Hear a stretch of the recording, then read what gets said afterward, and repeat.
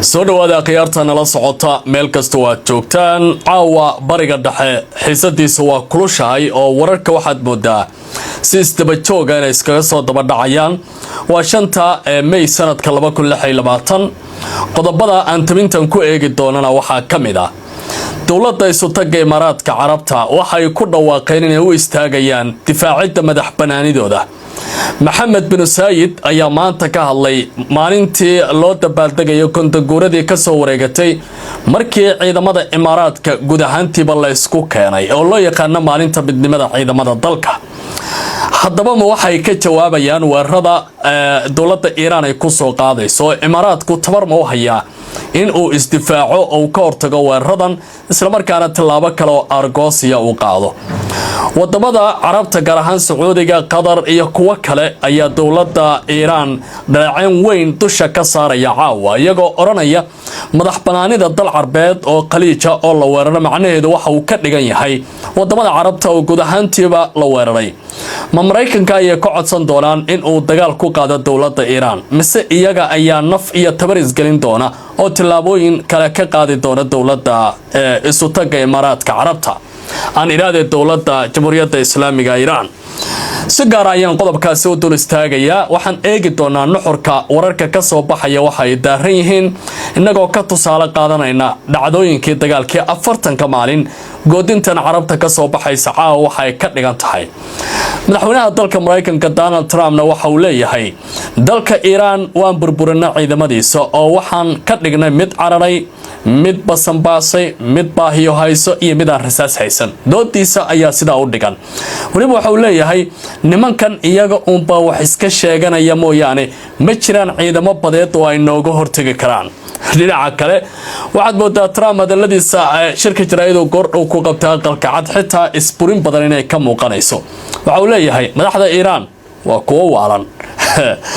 si gaar ah ayaan u fiirin doonaa qodobkaasi oo aan iyana dul istaagi doonaa dhinaca kale qubarada istiraatiijistayaasha ah ee dowladda Iiraan waxay leeyihiin howlgalka xorriyadda ee Trump oo Freedom Project uu bixiyay marinka Hormuz la doonayo in isbedel looga sameeyo maalintii uu dhashay ayuu dhaciyay ayaa leeyahay waxba hawsha uu wada Trump waa nin xariga oo hayo aysan wax xoola ugu jirin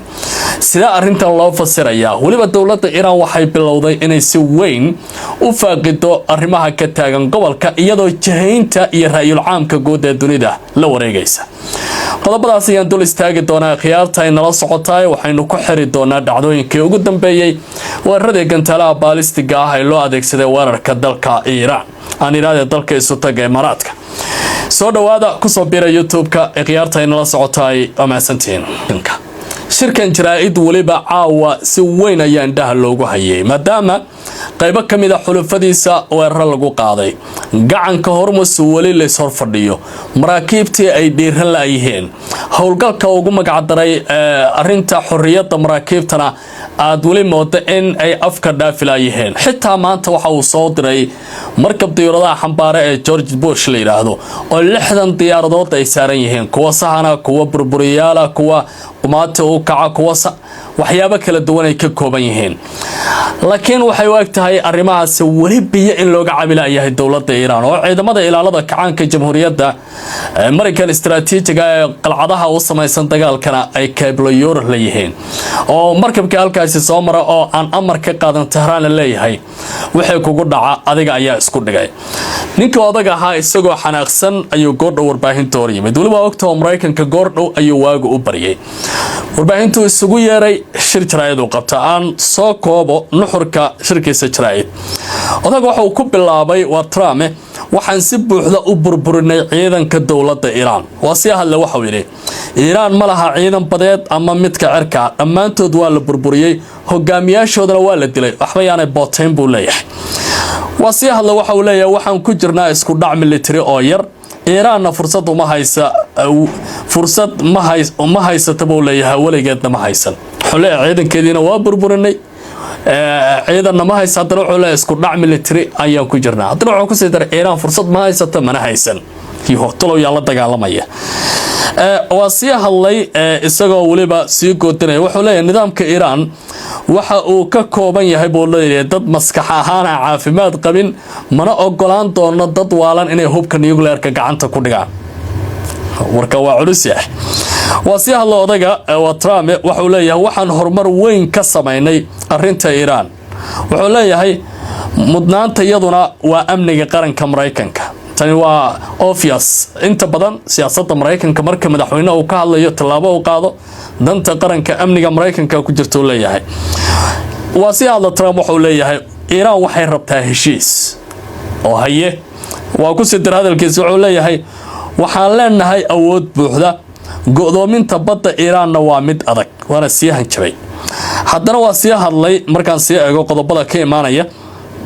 wuxuu leeyahay go'doominta aan ku hayno Iran waa in si bir adag oo kala ah Iran hadda waxa ay isku dayaysaa in ay ka baxdo buu yiri xaaladda ay ku jirto wasiyaha loodaga wuxuu leeyahay dhaqaalaha Iran waa burburaya sabab la xiriira una qabataynta iyo waliba tilaabooyinka aan qaadayno waxaan jeclaan lahayn buu yiri hab dhaqanka Iran in ay iska waxaan jeclaan lahayn buu yiri hab dhaqanka Iran ay nugula hadlaan ixtiraam kala dabadeedna ay sheegaan inaanay nala hadlin oo aad ula yaabna marka hore waa dad akhyaar buu yiri si fiican bay kula hadlayaan nabadaan rabnaa waxbaan rabnaa haddana markii aan annaga hadalkii sheegno xilli odaga waxaan uu sheegayo xabba kama jiraan isaga soo abaabulay marka nimanka ceel bay ugu hayaan buu leeyahay Iran waxa uu sidoo kale ka hadlay qiimaha saliidda waa qiimo yar oo lagu bixinayo Iran ee caalamka isku dulqaata buu yiri nuclear-ka saliidda qaali noqota iyo Iran oo nuclear haysa saliidda qaali noqota ayaa fiican buu leeyahay wuxuu leeyahay 111 gantaal ayaa lagu riday markab diyaaradeed oo Mareykanka ah intii lagu guda jiro howlgal dhamaantood laga soo riday walaal gudaha wadanka Iran marka Trump marna waa goodinaya marna waa dhaaranaya marna waxa uu leeyahay hadallo kala duwan laakiin si kooban markaan hadalkiisa soo geeyo waa oraadii Soomaalida ee oran jirtay in isfaanshay waa rees nugtay doodiisa caawa halkaas ayaa odaga lagu gabagabayn karaa aan ka sii socdo Imaaraadka Carabta Maxamed bin Saayid oo in muddo la raadinaya kadib markii laba duqeyn oo isku xigta dawladda Jamhuuriyadda Islaamiga ee Iran ee Imaaraadka si fiican ugu garaacday caawa waa hadlay daqiiqada kadib markii gantaalo adag ay ku dhaceen wadankiisa ama aan iraadaysan si kale nidaamyada difaaca hawada waa sida ay sheegaan ay ka hortageen waxa uu ka hadlay maalinta kontanguurada xuska mideynta ciidamada qalabka sida ee dawladda Imaaraadka waxa uu leeyahay waxaan maanta xusnaa dhacdo taariikhi ah oo muhiim ah oo ah go'aan mideynaya ciidamadeena 6 May lagu mideeyay sanadkii 1976 oo hormuud uu ka ahaa buu yiri aasaasihii dalkan Sheikh Said iyo madaxdii kale ee qaranka soo maray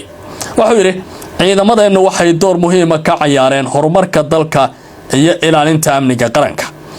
waxaan xusnaa buu yiri geesinimada ciidamadeena oo si hufan uga jawaabay weerar lagu tilmaamay kuwa ka yimid Iran kuwaasi oo lagu beegsaday rayid iyo goobo shacab ah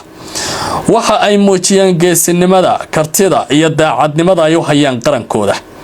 waxa ay ku faanaynaa buu yiri awoodda difaaca cirka iyo awoodaha military ee hormaray kaasoo qayb ka ah istiraatiijiyadda qarankan imaaradaha isku tagay ah waxa uu leeyahay ciidamadeenu waxa ay yihiin gaashaan difaac seef af badan iyo waliba darbi aan laga gudbi karin oo ilaalinaya qarankan Imaaraadku waxa uu mar walba raadinayaa horumar iyo nabad laakiin waxa uu si adag uga jawaabayaa wax kasta oo qatar ku ah madax banaanideena iyo amniga qaranka dalkeena Maxamed bin Saayid hogaamiyaha dawladda Sultanka Imaaraadka Carabta waxa uu hadalkiisa ku soo xiray dalka ayaa awood u leh in uu iska difaaco wax kasta oo weerar ah oo diidaya buu yiri horumarkeena marka sida muuqanaysa ninka waxa uu leeyahay Imaaraadku ma aha wadan la holin karo hadii uu soo jeestana waa libaax hurdada laga soo kiciyay cid uu sida ku leeyahay wax kala ma aha waa dawladda Iran oo xalayna duqeysay maantana duqeysay inkastoo ay Tehran leedahay Carabta iyada isku haysa hawshan oo annaga wax shaqo aan ku leenahay haba yaraatee ma jiraan goor dhaweyd wadamada carabta oo xaalkooda uu yahay ninkii qeyrkii loo xiro wadna soo qoyso ayaa mushkilad weyn dhex dabaalanaya waxay aad uga walaacayaan oo ay ka walwalayaan weerarada ka imaanaya dowladda Iiraan ee ku soconaya Imaaraadka Saudi Arabia iyo Qatar iyo wadamo kala hadlay waxay leeyihiin war nimankan beershiinta ah waa ama Farisiga ah waa in ay dagaalkan xal u helaan haddii kale carabta looma dhawaado aan dulmaro warbixin uu qorayo wargeyska telefishinka dowladda Iiraan ee Sky News leeyahay wuxuu leeyahay dowlado iyo ururo carbeed ayaa si adag u cambaareeyay weerarada lagu eedeeyay inay Iiraan ku qaadeen Imaaraadka Carabta iyagoo lagu tilmaamay baa la yiri kordhinta Qatar si xoogaysanaysa oo xiisada gobolka si horinaysa gaar ahaan xilliga ay xoogaysanayaan khilaafaadka u dhaxeeya Mareykanka iyo Iiraan wararku waxa ay tilmaamayaan sida ay tabinayso wakaalada wararka Turkiga Anadolu News Agency leeyahay waxay leeyihiin wadamada kala ah Qatar, Saudi Arabia, Bahrain, Kuwait, Masar, Urdun iyo Lebanon iyo sidoo kale golaha iskaashiga qaliishka ee jaamacadda Carabtu waxay leeyihiin ma aqbali karayno weerarada ku soconaya dowladda Sultanka Imaaraadka oo dhammaan tilaabooyinkaasi waan diidanahay sida lagu sheegay wasaaradda difaaca dowladda Imaaraadka ayaa ku dhawaaqday in ay ka hortagtay 15 gantaal iyo 4 diyaaradood oo aan duuliye lahayn xalay oo ka yimid dowladda Iiraan isla markaana ay sababay dhaawaca 3 qof iyadoo deegaanka la yiraahdo Al-Fujairah oo ah meesha ugu wanaagsan ee sifaynta iyo soo saarista shidaalka wadankaasi xalay uu qarax ka dhacay oo diyaarado lagu weeraray waxa ka dambeeyay galabta oo sidoo kale diyaarado lagu weeraray gantaalo oo dowladda Iiraan ay sheegtay inay ka hortageen oo ay diideenba dowladda Mareykanka oo saaxiib la ah wadankaasi waa Iiraan aan iraade Imaaraadka ilaa iyo hadda duqeymahan ku dhacaya iyo tacadiyadan ay la kulmayso Trump shirarkiisa jaraa'id iyo qoraalada uu soo dhigayo barta la yiraahdo through social midna kagama jawaabin oo ma oran waan u heelin doonaa iyo waan ka soo horjeednaa waxa ay sameynayso dowladda Iiraan ugu dambeyntii haddaan eego dowladda Iiraan waa jamhuuriyadda Islaamiga waxay u muuqataa xilligan in ay kor u qaadayso ku dagaalanka ra'yul caamka dunida iyadoo laga hortagayo cid walba oo isku dayaysa wadankaasi in ay kula loolanto aragtiyada dadweynaha taas waa mid keentay Trump caawa inuu yiraahdo madaxda dowladda Iiraan waa dad dhimana oo waalan qabiir Iiraani ah ayaa sharaxaad ka bixiyay in Washington ay doonayso in ay marinka Hormuz qabsato iyadoo dowladda Iiraan ay leedahay waa inay nuclearkeeda ka tanaasusho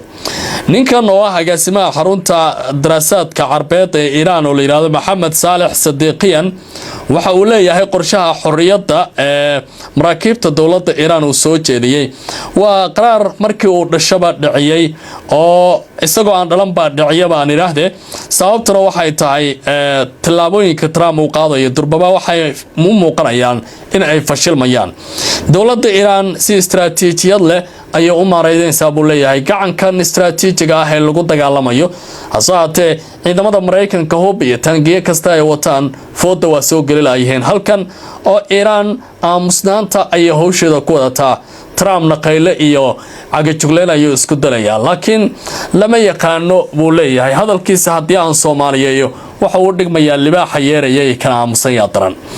khiyaarta inala socota ay tabinta qaybtan intaas ayaan ku hakinayaa ونص سعندنا تحليل كاية فاقدات شيكوينكا gobolka bariga dhexe caawa oo xaaladiisu ay dheendheen tahay waa bariga dhexe oo bariga dhexe ah soo dhawaada ku soo biir YouTube-ka subscribe saara nabadeeno